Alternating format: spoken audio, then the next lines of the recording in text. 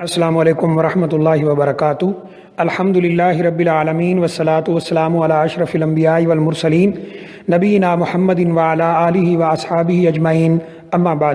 یہ کسی ہماری بہن نے سوال کیا ہے کہ اگر کوئی خاتون وضو کر لیتی ہے، وضو کرنے کے بعد بچہ رونے لگ جاتا ہے، اس کو دودھ پلا دیتی ہے، تو کیا دودھ پلانے سے وضو ٹوٹ جاتا ہے اور وضو دوبارہ کرنے کی ضرورت ہوتی ہے؟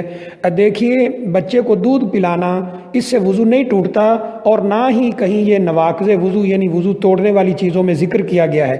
رسول اللہ صلی اللہ علیہ وآلہ وسلم نے جن چیزوں کو نواقض وضو قرار دیا ہے، یعنی جن کے بعد وضو کرنا لازمی ہو جاتا ہے، ان میں بچے کو دودھ پلانا وہ شامل نہیں ہے۔ اگر کوئی خاتون کسی بچے کو دودھ پلاتی ہے تو اس سے انشاءاللہ اس کا وضو قائم ہے۔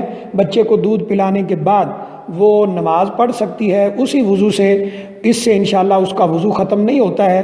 بعض خواتین، بعض ہماری بہنیں یہ بات کرتی ہیں کہ دودھ پلانے سے وضو ختم ہو جاتا ہے، وضو ٹوٹ جاتا ہے، لہذا جو عورت دودھ پلائے تو دوبارہ وضو کرے، یہ بات صحیح نہیں ہے۔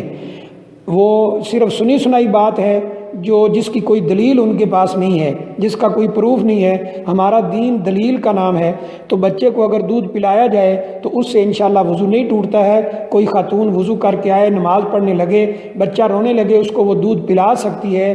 دودھ پلانے سے انشاءاللہ وضو بالکل نہیں ٹوٹتا ہے۔ واللہ اعلم بالصواب۔